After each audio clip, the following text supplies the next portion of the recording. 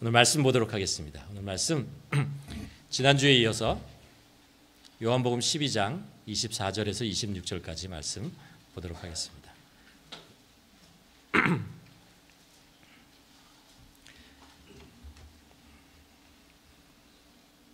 이 말씀 우리 한 목소리로 함께 봉독하도록 하겠습니다. 요한복음 12장 24절입니다.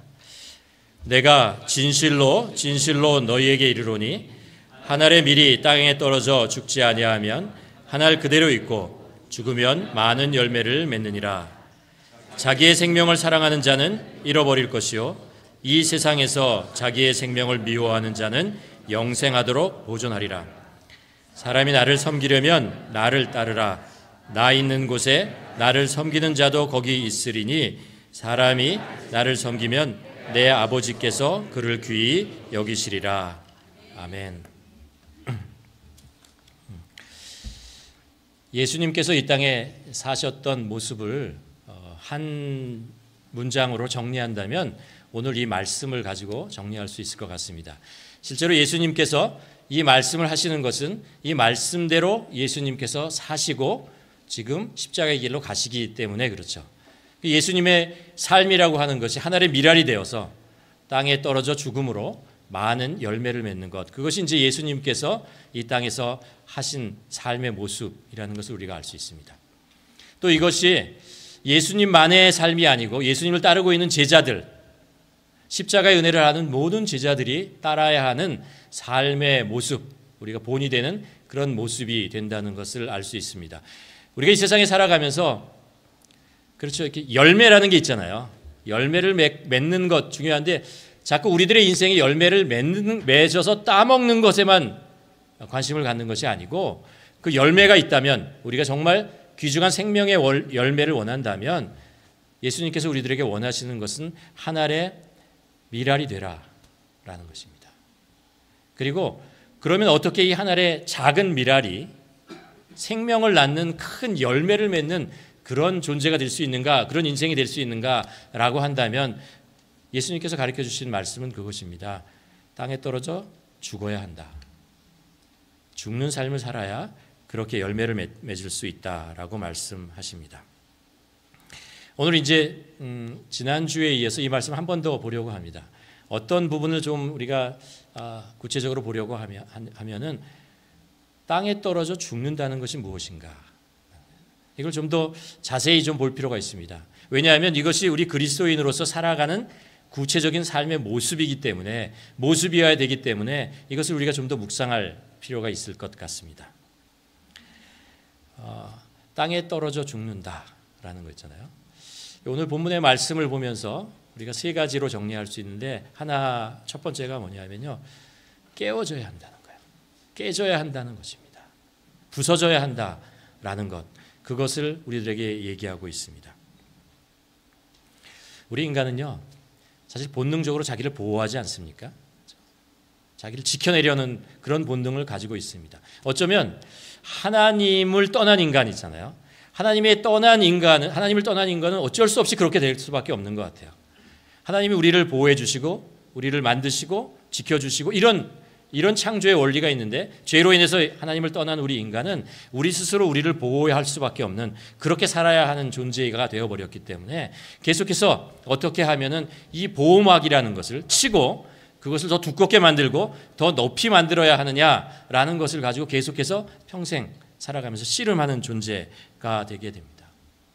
우리가 집을 지어도 좋은 집이라는 것은 어떤 집이에요? 멋있는 집도 있지만 얼마나 그 벽을 잘 쌓고 지붕을 잘 만드냐라는 거잖아요. 그래서 비가 새지 않고 폭풍을 막아내고 그리고 도둑이 들지 않게 하는 것, 그것이 중요합니다.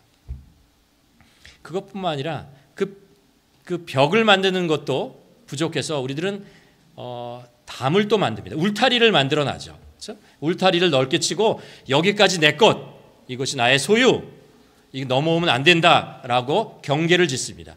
그 담을 높게 짓고 나면 이제 마음에 안정을 찾습니다. 그래, 내가 이제 좀 보호받고 있구나 라는 생각을 하고, 그래서 잠을 푹 잘 수 있으리라고 생각을 합니다. 그런데 있잖아요, 우리가 이렇게 하는 우리 인생이 된 것을 가만 생각해 보면요, 어쩌면 그렇죠, 당연하다고 생각합니다. 우리가 세상에서 겪고 있는 여러 가지 일들, 예기치 못한 사건들을 보면 우리가 이렇게 하지 않으면 살 수 없을 것 같아요.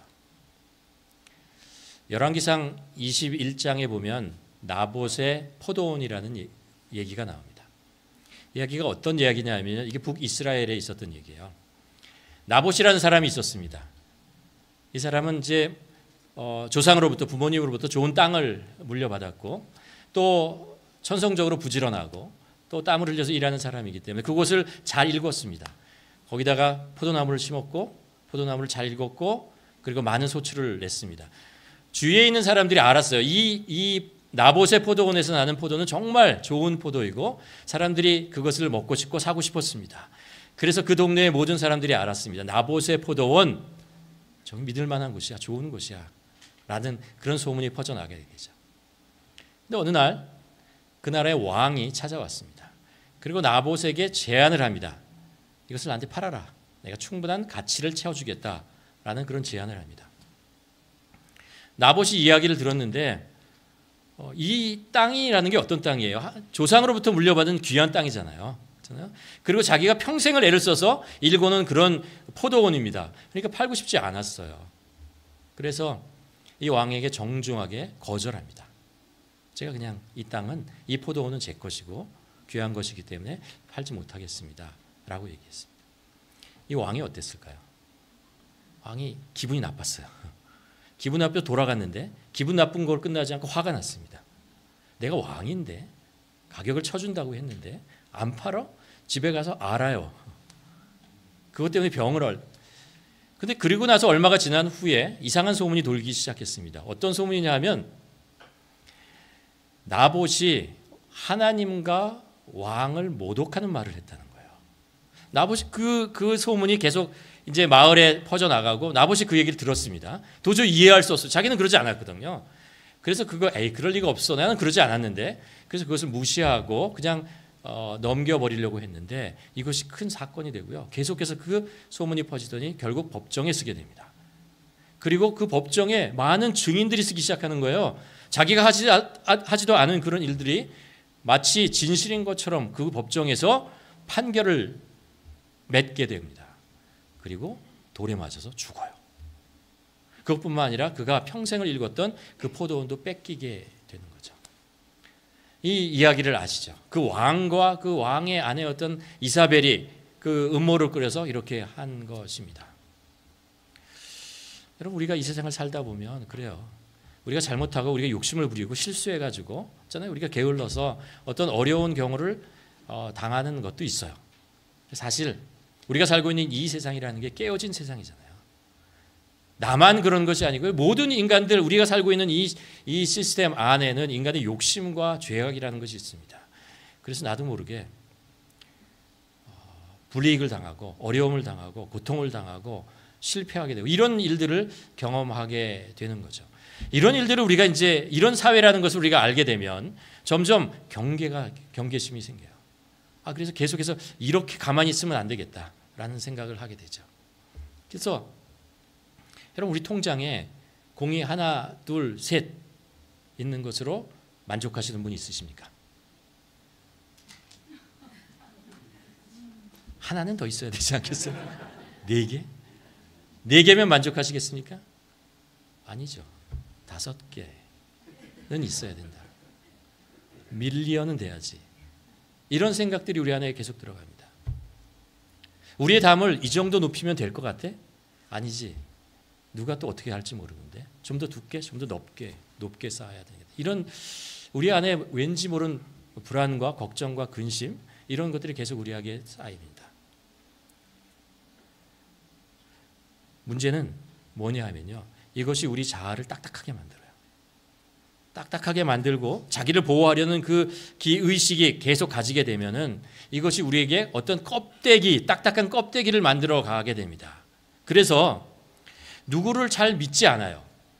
그리고 의심하고 불신하게 됩니다. 경계와 경쟁으로 승부욕이라는 게 우리 안에 생기게 되고 고집과 부정적인 사고를 자꾸 하게 됩니다. 바리새인이었던 사울, 그런 율법이라는 그 테두리 안에서 그 껍질 안에 단단하게 쌓이게 됩니다. 어릴 때부터 그것을 배웠습니다. 그것이 진리라고 여겼습니다. 그것을 통해서 자기의 자아를 실현해 나가야 한다는 것을 알았습니다. 이것이 하나님의 백성으로 살아야 하는 길이야 라고 그것으로 율법으로 자기를 꽁꽁 묶고 포장했습니다. 그렇죠. 그런데 이것 때문에 하나님을 믿는다고 성경을 잘한다고 생각했는데요. 하나님의 아들이 이 땅에 왔는데 알아보지 못하는 거예요. 그리고 오히려 예수 그리스도를 믿는 사람들을 잡아서 그를 감옥에 갇히고 핍박을 하는 것을 잘하는 일이라고 생각했어요. 옳은 일이라고 생각하게 된 것입니다. 왜 그렇게 된 거죠? 자기를 싸고 있던 그 딱딱한 껍질에 테두리 속에 쌓여있기 때문에 그런 것입니다. 가만 보면 이 세상에서 살다 보면 이 세상에서 이런 경쟁과 이런 상황 속에 살다 보면 나도 모르게 우리 모든 인간이 이런 딱딱한 껍질 속에 살아간다는 거예요. 문제는 이렇게 되면 잘 보지 못해요. 내가 쌓아놓는 이 벽이 너무 높아서 그 너머를 바라보는 것이 너무나 힘들어지기 시작합니다. 자기의라고 하는 높은 벽 속에 갇히게 되는 것이고 누가 그 벽을 넘어오는 것을 싫어합니다. 그리고 자신도 그 벽을 넘어가기를 원하지 않습니다. 됐다 이거예요. 나는 이 벽 속에서 살아간다라고 얘기를 하는 거죠. 하나님께서는요 이것을 깨기를 원하세요. 성경에 보면 예수님께서 십자가에 못 박혀 죽으시는 장면이 나오잖아요. 예수님께서는 우리의 죄와 허물을 벗겨 주십니다. 예수님께서 십자가에 돌아가실 때 우리가 아는 것처럼 옷이 찢기고 그리고 채찍에 맞으시고 그리고 가시면류관을 쓰시고 그리고 손과 발에 대못을 박히시고 그리고 창으로 찔리십니다. 이 사건은 이 일들을 가만히 생각하면 이것이 예수 그리스도께서 우리 안에 있는 딱딱한 이 껍질들을 벗겨내는 것이 아닌가라는 생각을 하게 됩니다. 여러분 우리는 뭔가를 이렇게 자꾸 이렇게 둘러싸잖아요. 둘러싸고 막고 옷이나 무엇인가 나의 지위나 타이틀이나 이런 것으로 나를 감싸야 내가 보호받는다고 생각하고 인정받는다고 생각을 하는데 십자가라고 하는 것은 그것을 찢어내는 거예요. 옷을 벗기고 그것을 털어낸다. 벗기게 만든다는 것입니다. 우리는 세상을 살다 보면은 자기의 어떤 사고의 어떤 틀 속에 갇히게 됩니다. 우리의 생각들, 우리의 전통이라고 하는 생각의 틀 속에 우리가 막혀 있습니다. 그래서 진리를 잘 보지 못하는 것이죠. 예수님이 있는 대로 바라보지 못합니다. 가시면류관을 찔린다고 하는 것은 우리의 그 사고, 우리의 머리에 틀에 있는 것을 다 벗겨내야 된다는 거예요. 찢어내야 된다는 거예요. 뚫어야 된다고 하는 것이죠. 또 예수님께서는 못으로 손과 발을 박히시고 고정되셨습니다. 우리요 나름대로 할 수 있는 거 있잖아요. 우리 능력 있잖아요. 배운 게 있잖아요. 경험한 거 있잖아요. 할 수 있어요 라고 생각이 내 안에 자꾸 생기는데요. 그것을 하나님께서 묶어보시는 거예요. 네가 할 수 있는 거 정말 있느냐? 라는 거죠. 또 예수님께서 창에 찔리는 것을 보면 심장을 뚫는 것이거든요. 우리의 자아를 깨트리는 겁니다. 우리 자아의식, 그 속에 있는 것을 깨트리는 것이 바로 예수님께서 십자가에 못 박혀 죽으시는 장면이죠.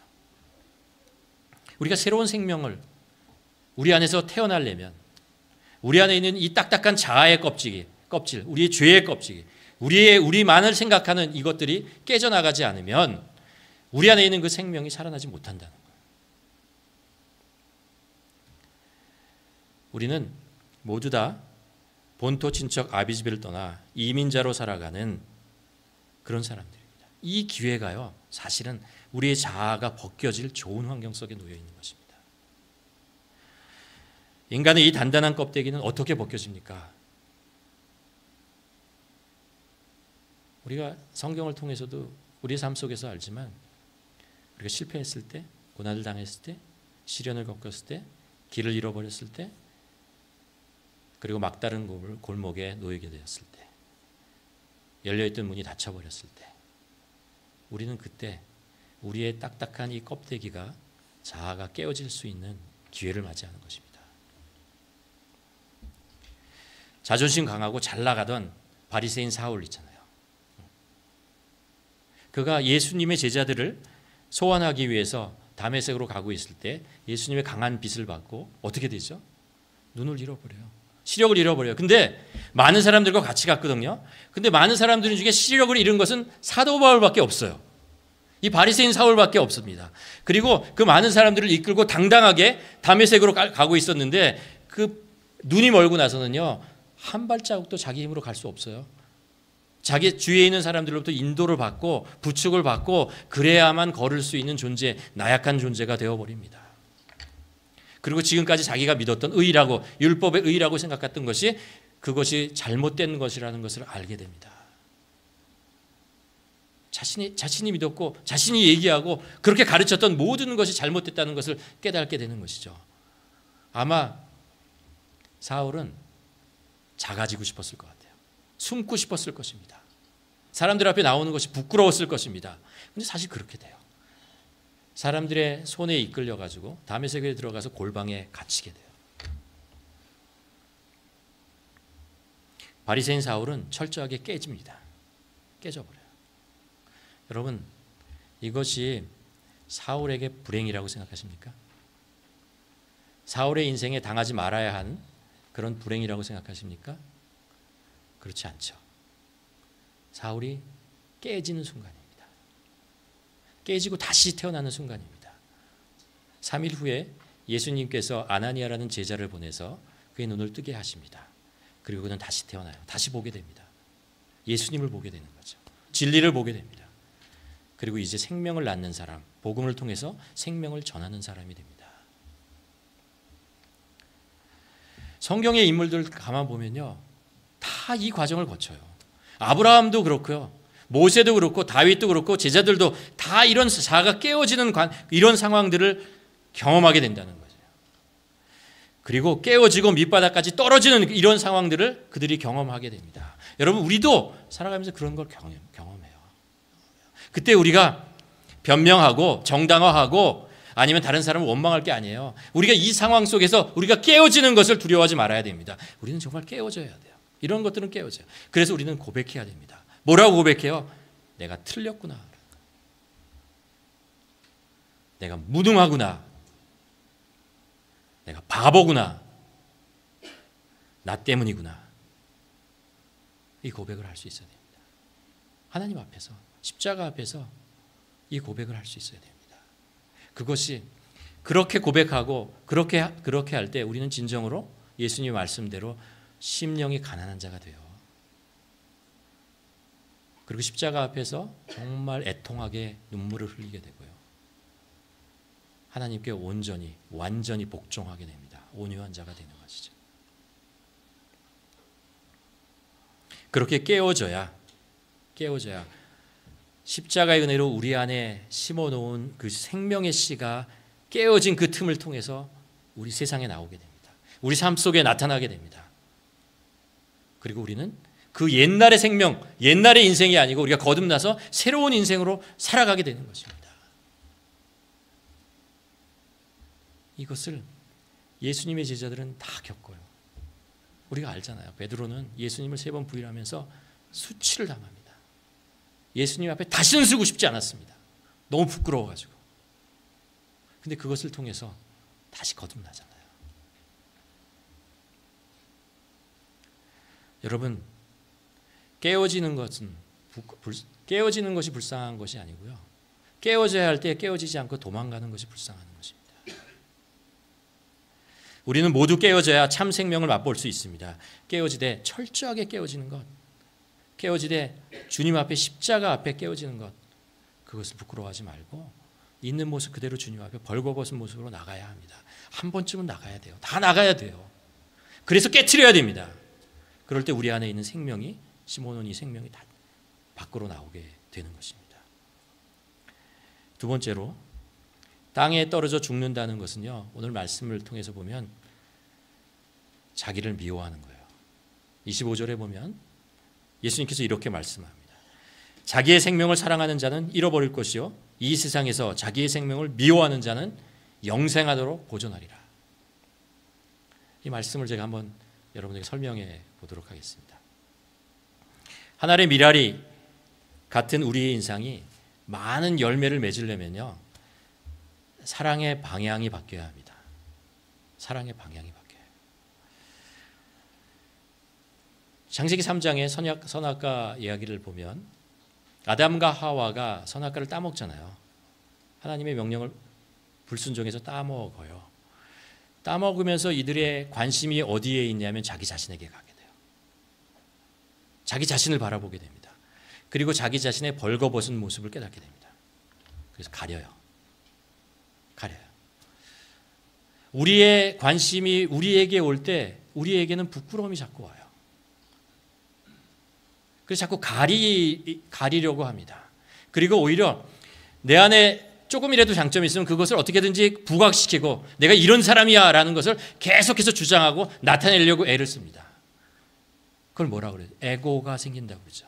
자기 안에 자아가 딱딱해지고 견고해지고 이런 모습으로 변해가는 그런 거게 되게 되죠. 가인은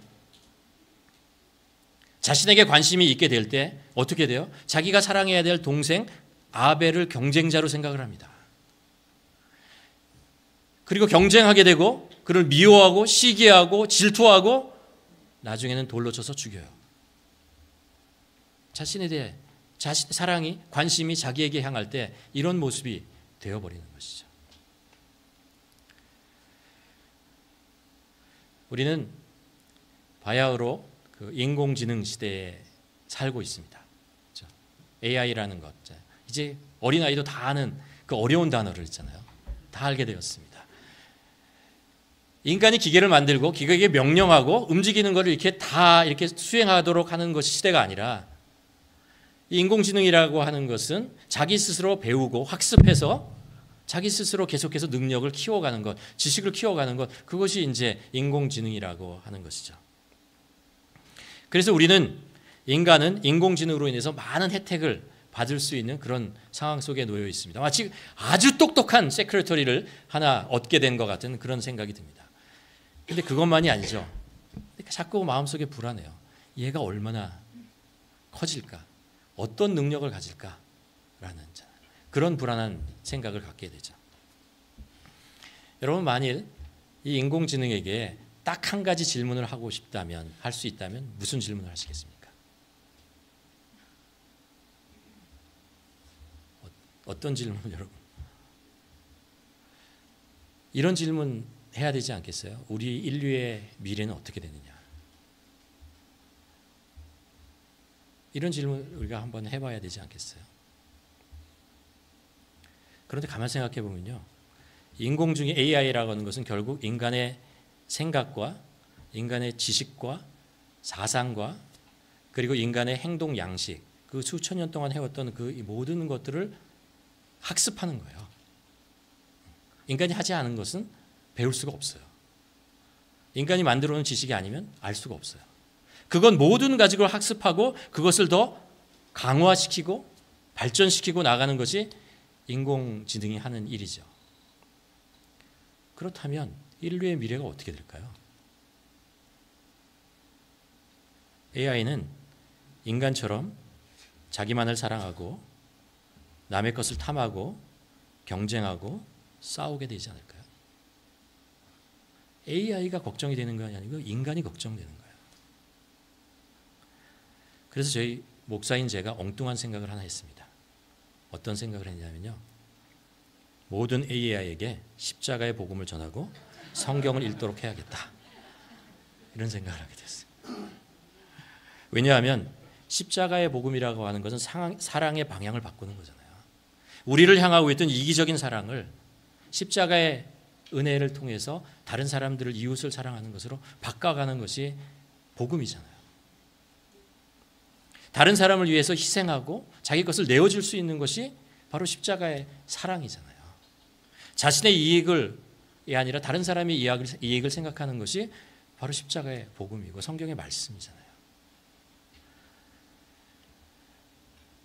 사랑의 방향을 바꾸는 방법만이 우리 인간이 살아가야 할 유일한 방법이, 살 수 있는 방법이 아닐까요? 십자가의 보혈이 없다면 이것이 가능할까요? 오늘 본문에서 자기의 생명을 사랑하는 자란 사랑의 방향이 일방적으로 자기를 향하고 있는 사람들입니다. 반면에 자기의 자기의 생명을 미워한다는 것은 사랑의 방향을 자기에게서 이웃으로 바꾸는 사람들입니다. 6월절에 이 같은 말씀을 하고 있을 때 6월절에 예수님께서 제자들의 발을 씻기셨어요. 더러운 발을 씻기셨잖아요. 왜 그렇게 하셨을까요? 왜 예수님께서 제자들의 발을 씻었을까요? 더러워서 그래요. 더러워서 그래요. 더러운 발을 가지고 있는 제자들의 발을 씻고 싶었어요. 깨끗하게 하고 싶었어요. 사랑의 방향이 자기 자신을 향하고 있으면 다른 사람의 더러운 발을 보면요, 그 사람이 더럽다고 생각을 해요. 너는 더러운 놈이야 라고 생각을 하게 돼요. 그러나 사랑의 방향이 이웃을 향하고 있을 때 더러운 발을 가진 사람을 보면은 그것을 씻어주고 싶어요. 왜요? 그 사람을 더러운 것으로부터 해방시켜주고 싶어서 그래요. 그 사람이 귀하기 때문에 그래요. 그래서 그 사람 앞에서 허리를 숙이고 무릎을 꿇고 더러운 발을 만지는 거예요. 예수님께서 말씀하십니다. 새 계명을 너희에게 주노니 서로 사랑하라. 내가 너희를 사랑한 것처럼 너희도 서로 사랑하라. 예수님께서 말씀하신 이 사랑은요, 사랑의 방향이 이웃을 향하고 있는 그런 사랑을 얘기합니다. 땅에 떨어져 죽는다는 것은 자기의 의의를 깨트리고 내 자신을 향하던 사랑의 방향을 바꿔서 이웃과 다른 사람을 향하는 것이 바로 땅에 떨어져 죽는 것이죠. 그래서 세 번째로 땅에 떨어져 죽는다는 것은 자기의 유익을 구하지 않는 것입니다.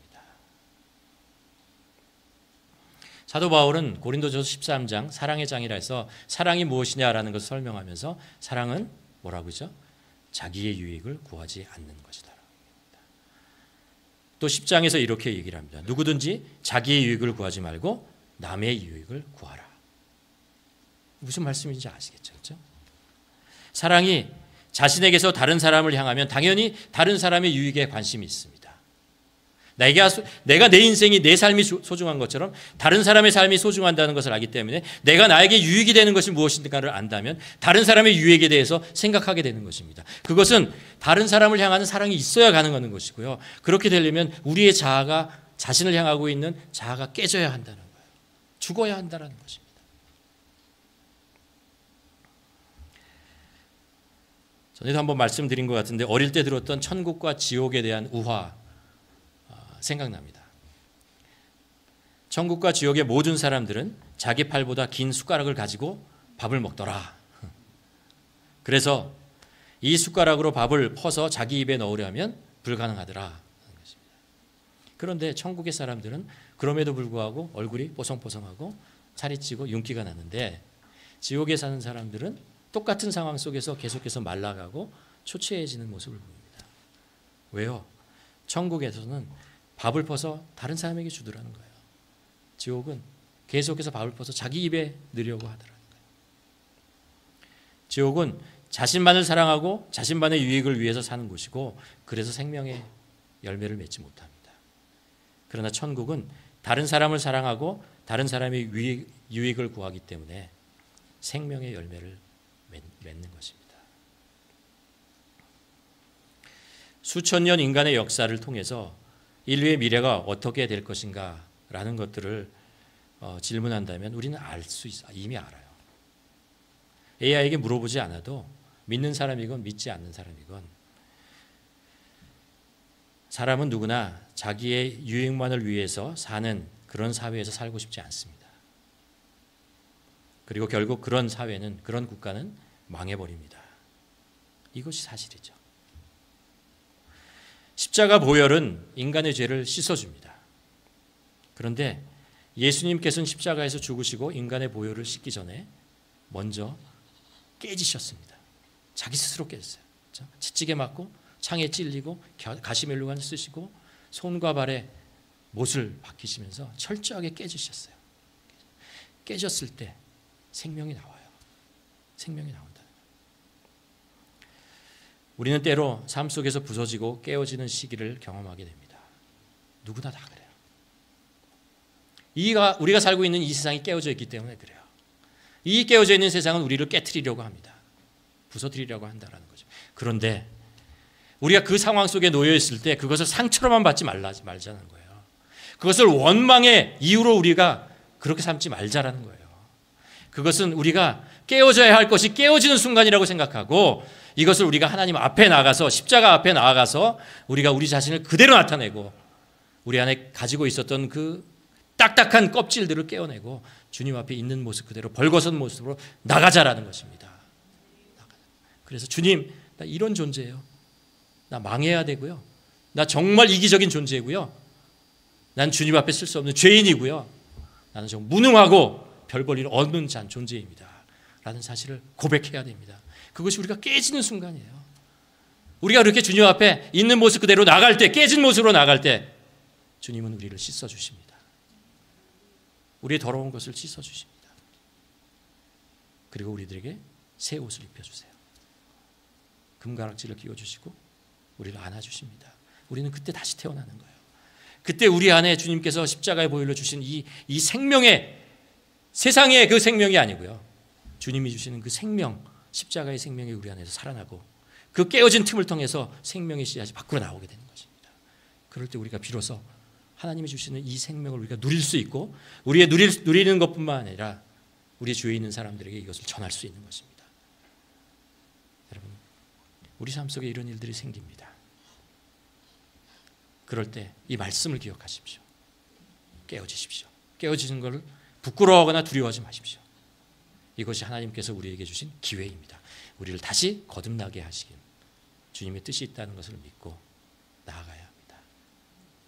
우리 모두 이런 깨어짐의 그 순간들을 경험하며 오히려 그것을 통해서 하나님의 사랑과 하나님의 손길을 기억하고 새롭게 태어나는 우리 모두가 되기를 주님의 이름으로 축원합니다. 기도하시겠습니다.